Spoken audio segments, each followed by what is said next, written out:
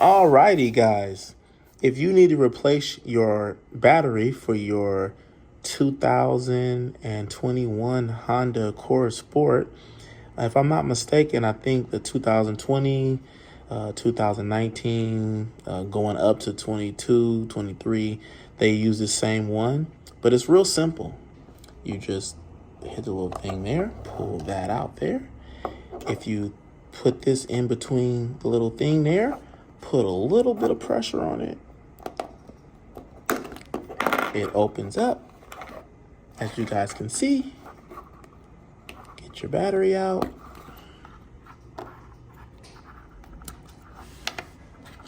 Put in your new battery, and you're all set.